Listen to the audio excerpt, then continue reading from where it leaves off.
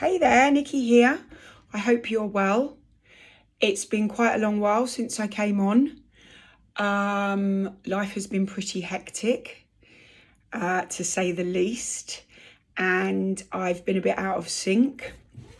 I've had some challenging scenarios come up again, and I think they've come up for a good reason. So I won't go into detail with the scenarios, but basically they've been things that have repeated throughout my life. And I see them as karmic patterns, karmic loops. And if we obviously don't deal with them, we continue to go through them time and time again, life and lifetime again, or throughout our lifetime, time and time again. And we don't want that, do we? So I'm pretty aware of mine because I've done a lot of work around trauma and what type of traumas come up for me.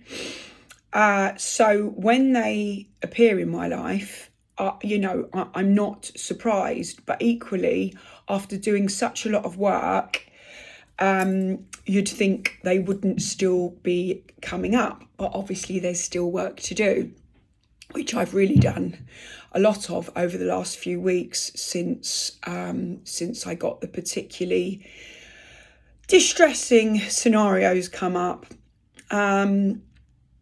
So things have been going very well for a while. 2020 was challenging for all of us. And I think 2020 threw a lot of our dysfunction or patterns to look at us. It did for me anyway. It was very healing and revealing, quite frankly, but it definitely brought up things for me that I knew were no longer serving me, energies. And I see karma as just an energy, an energetic loop.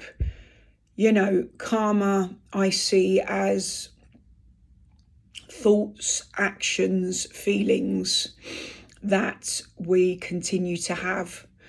For instance, if you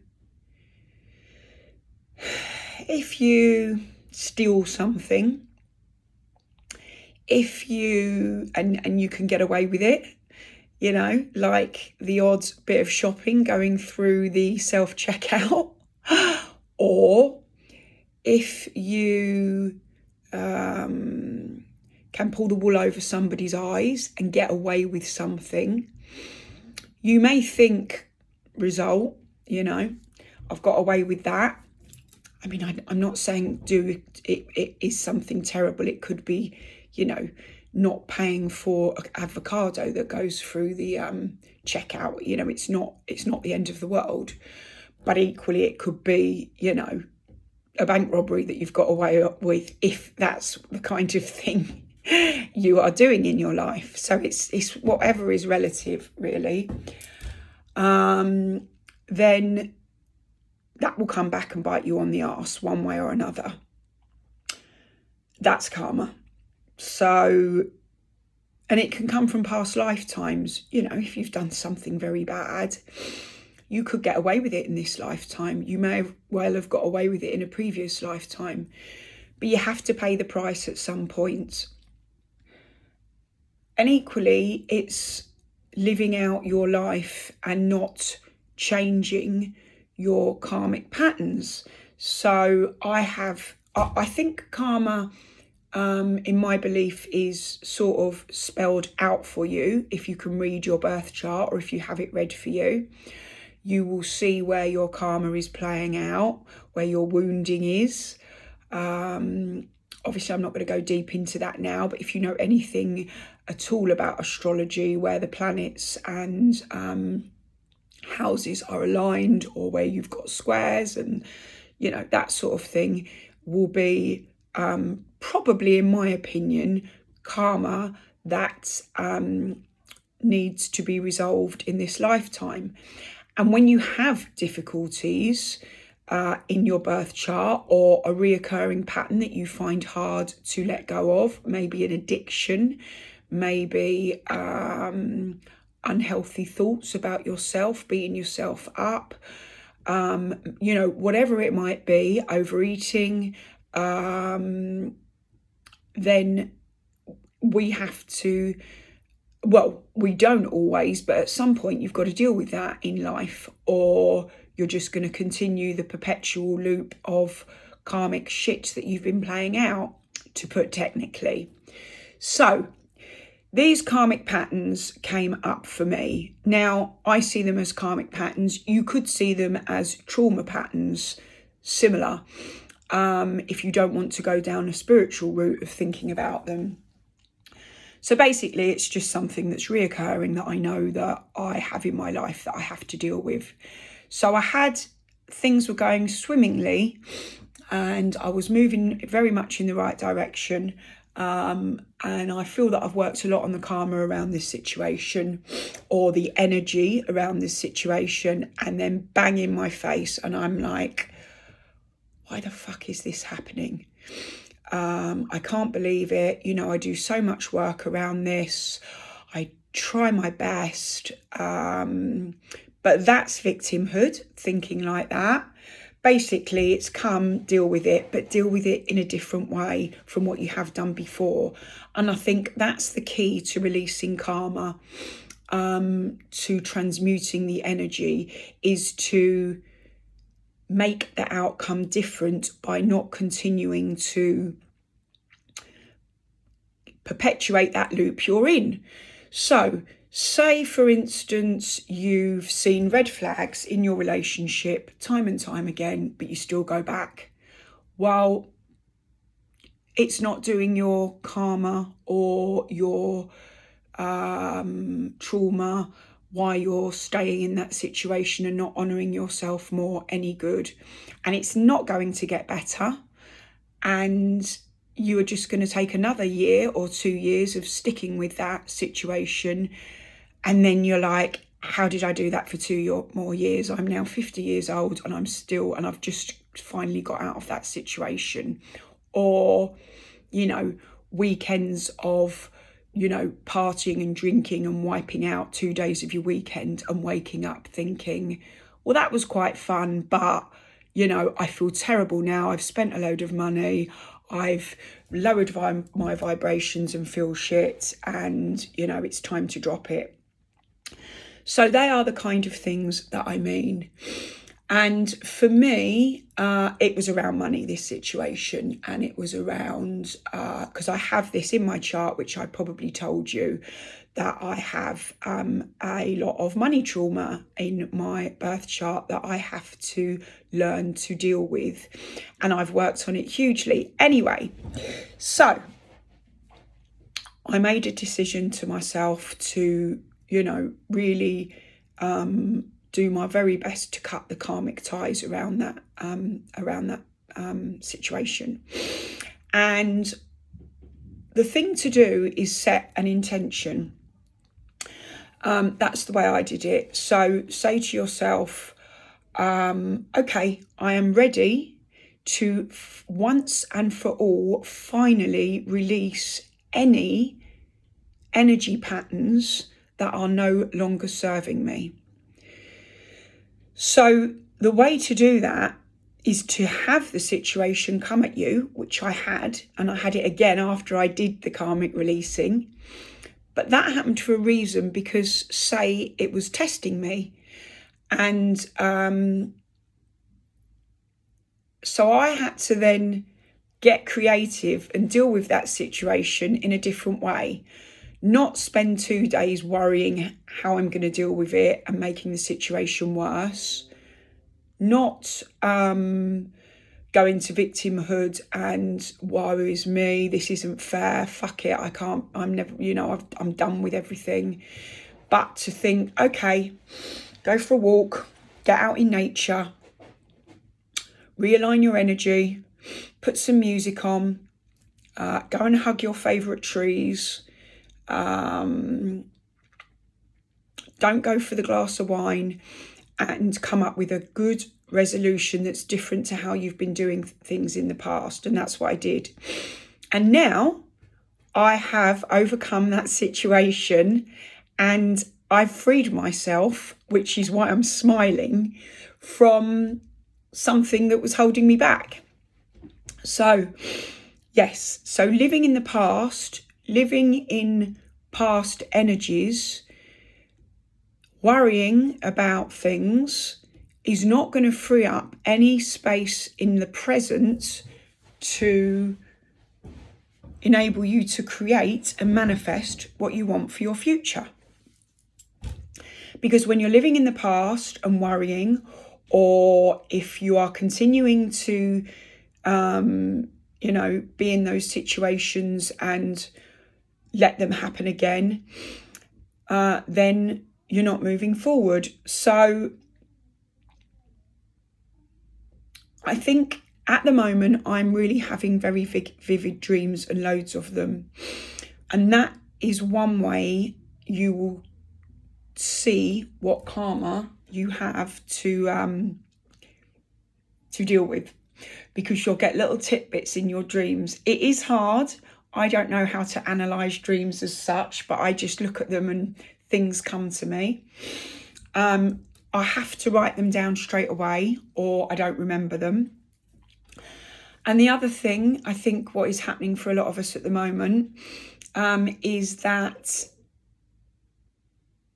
we're getting either physical ailments, backache, headaches, or I'm not getting that. I did have a slight thing in my neck last week, or exhaustion, absolutely tired or not sleeping.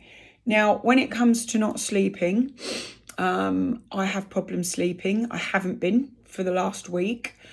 Then taking a sleeping pill or taking a tramadol to relieve your back pain. Yes, if it's really bad, obviously you need to do that to a certain extent. But 80% of all problems you have, disease and physical ailments, come from past trauma.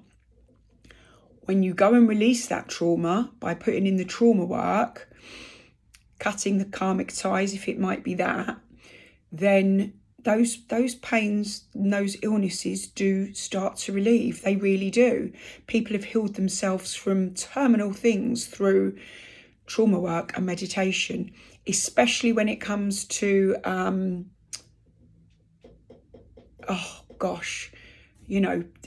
diseases and problems with the nervous system. I've forgotten what they're called because I'm on the spot. Anyway, so things like fibromyalgia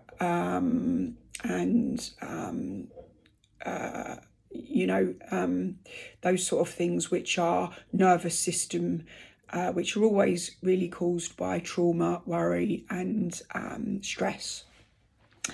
So, taking painkillers, obviously you need to do that sometimes, but getting to the root cause of these problems is where you release and heal trauma. So yeah, that's my message for today. I did pick some cards and I did do a video yesterday, but it got ruined, where I'm very busy and I've got a lot going on. I've got a lot of people in and out of my house and it's very difficult to do videos. I mean, I know it sounds ridiculous, but it is. Not going to start moaning and whinging and telling you why. But these are the cards I pulled, and I promise you, these were the cards I pulled. I wish I could pull them live for you now, but I wanted to show you them. So, Page of Swords. It couldn't be more relevant for what I'm saying. New ways of dealing with things.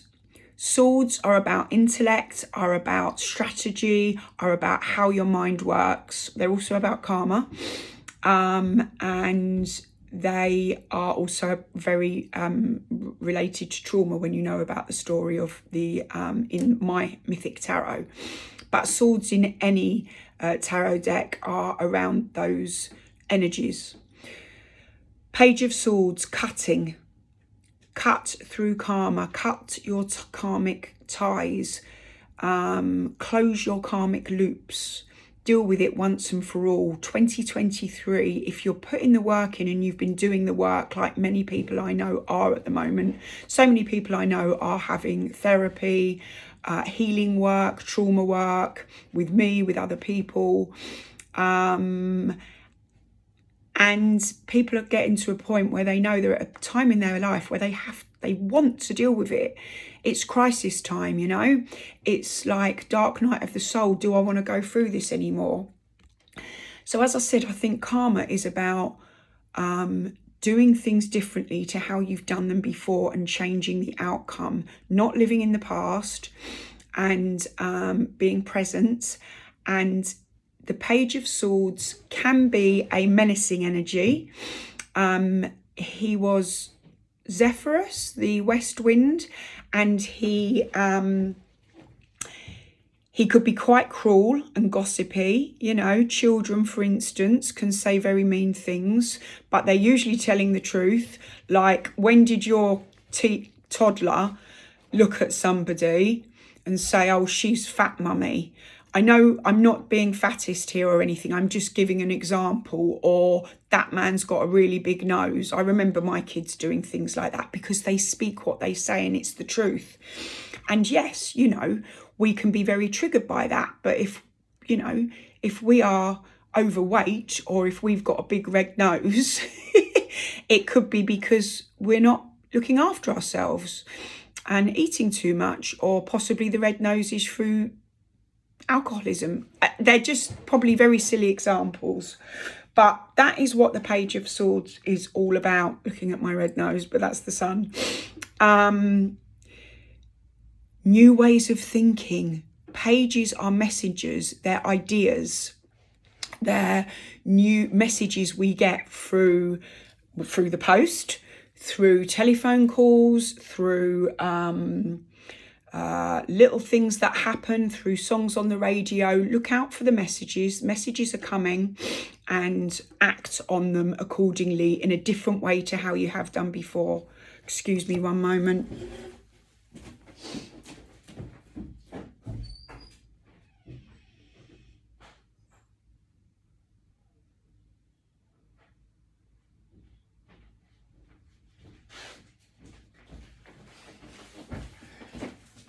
I have to go to work soon. I'm rushing. It's not good rushing, but what can you do? I'm never going to get any of my videos out if I don't start now. Then you couldn't make this up. You really couldn't. 10 of Swords. Now, these cards, I swear to you, I picked, and there are 78 cards in the pack, and I pick these two. Or I don't pick them, but they are picked from me, from energy, from higher power, from my higher sources, whatever they may be, guides. 10 of Swords, look at that card. Now, yes, it's a difficult looking card, and I won't pretend it's not difficult, but it's a great card.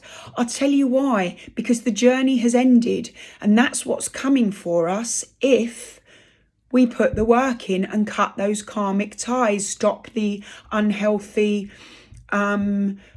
addictions, patterns, because that came after talking about addictions, talking about shadow energy, talking about hidden parts of us we're not dealing with and we want to repress and brush under the carpet. But yes, that's the devil, obviously. 10 of Swords is, he's exhausted. He's been on a very karmic journey and he had to deal with situations and make choices. And I got that as well. 2 of Swords, unbelievably. Well, actually, Delilah was with me and she picked the 2 of Swords and the devil. She wasn't too happy, but she knows why. And the 10 of Swords, he's been tortured by those 3 Furies. But quite frankly, those 3 Furies are not external things torturing him. It's his own mind. It's his own way of thinking negatively, of catastrophizing, of thinking the worst, of not believing in himself, which we all have. And it's time to let that go. It's time because if we do, Athene will come and she will put her hand up with her energy and push those negative thoughts away, push those ruminating, beating yourself up of what you've done, because we all do our best with what we've got at the time. She's got the sword to cut through karma, and the sun is rising for him. He has a new background to walk towards and a whole new journey, because we all have certain, we all have stages and life paths, and they go in certain amount of years. They say it's 7-year cycles. It can be roughly, it can be more, it can be less. But he has completed this cycle of his life. And we, at our age, most of us watching this, I mean, I don't know, but friends of mine are really cutting ties, are really dealing with those last bits of trauma and not continuing to get in the addictive, karmic, unhealthy, dysfunctional loops, attachment, codependency, really cutting the ties to all these things so we can be free, do what we want to do, move on with our soul purpose. And yeah, that's what that card is saying to us. I realise this video is getting long, sorry guys. So the Devil, just to say these two, Delilah said, I hate that card, Mum, it's horrible. But I explained it to her and she got it. It was just some unhealthy thinking patterns for her that she was not speaking her truth about. But these are being played by him, and they are on a chain, but that chain can easily come off. But they are choosing to stay bound to these addictions and unhealthy scenarios, and their shadow sides are still being brushed under the carpet and not dealt with. To put briefly, I'm trying to be brief here. And the Two of Swords is what happened along the way and what might be happening for many of us. Decisions have to be made.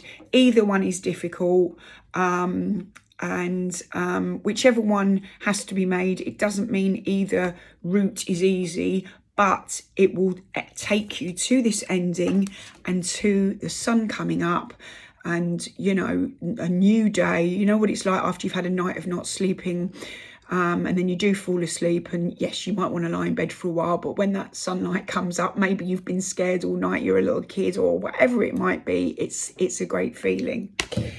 And the other one I got was Queen of Cups, Helen of Troy.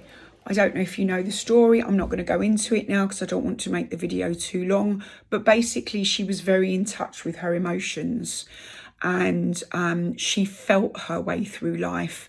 And I have said time and time again, you can't think your way out of trauma. You feel your way. You do the somatic, energetic work. If you've got money trauma, then it's a somatic. Can hear my kids haven't gone to college yet. They have to hurry up. It's a somatic, energetic way of getting out of it. You know, you get triggered with money situations from what's happened to you in the past. For me, losing a lot of money in properties and businesses, I get triggered when things happen now, and I will go into victim and make the wrong choice sometimes, not this time. But also what Helen of Troy is about is it's extending your heart chakra to yourself as well as others, maybe forgiving. She wasn't particularly forgiving, and maybe that's where we need to look at our own side, because every card has two sides to it. Well, I'm not saying she wasn't forgiving, but she was, she felt deeply and she went with what she felt. You know, she quite happily destroyed a lot to have what she wanted in love. And we all need to love, we all need affection, we all want to have that ultimate happiness, don't we? And her dress is submerged in water. Water is the element of emotions and feelings, and she certainly was in touch with hers. Are we in touch with ours? I have to ask myself that question too, because I'm not sometimes. Do we open our heart chakra in meditation? Because our heart gives the biggest, the electromagnetic field around our heart is huge, bigger than from our brain. And it moves out, it extends a very long way. So drinking water is another thing that made me think about this card. When you are hydrated, you're not filling yourself with alcohol or shit food. When you eat less and you're not just masking things with eating and watching Netflix or whatever it is you might be doing to take yourself away from how you truly feel, you are more open to psychic abilities, to intuition, to deal with situations and difficulties that come up in a better way. So the Queen of Cups, yes, let's take some of her energy and really get in tune with our emotions, because we have to be strategic and think things through and do things in a different way, but always doing things from the heart. Love is the best, most amazing energy on this planet. And hate obviously is very low vibrational. And if we are hating and judging and criticising ourselves or others, holding grudges, gossiping, he did gossip, being unkind, then we're not doing our karma any good. We're not doing ourselves any good. We're just holding everything back that's good in life and generally making yourself ill. So let's have a bit of Helen of Troy energy. She was a beautiful, beautiful woman. She was very, lots of men loved her and wanted her. And I'm not saying that, but what I'm saying is I think they felt her good energy and her openness of her emotions. I did get one more card and I've put my cards back so I don't... Oh, there you go. Second card along. Action. This is out of Amanda Ellis's Metatron deck. Are you taking action? I haven't been taking action for a few weeks, and I normally am, but that really was because I've been ever so busy. But I can't make excuses. It's time for me to take action again. I know what I need to take action on. Sitting around thinking about doing it or making excuses of why I can't do it, or I'm saying this to all of us as well, is not going to help. This is time more than ever to get on our path, to do what we want to do in life, to be on our true soul purpose. And you can sit and manifest all you like, and you can, be at one in nature, and all of those things are very, very necessary. But if you're not taking action on them, they're not really going to come to you. There are trails of thought that say that you can manifest your way to have anything, and that you don't need to take action, just live in the vibration. Now that is true to an extent, but it's hard to live in the vibration of what you want to have when you haven't got it. You can do it as much as you can try to do it, but it will come a lot quicker if you take action on your plans. Okay, I have to go now to make sure my children are getting to college and to get to work. So have a lovely day. I hope you enjoy this video. If you would like to have any coaching with me, I'm a NLP practitioner, a tarot therapist, a hypnotherapist, trauma-informed coach, specialise in narcissistic abuse, and more importantly, I have many, many years of experience of my own challenges that I've got through that I can help you with. Over and out. Have a lovely day.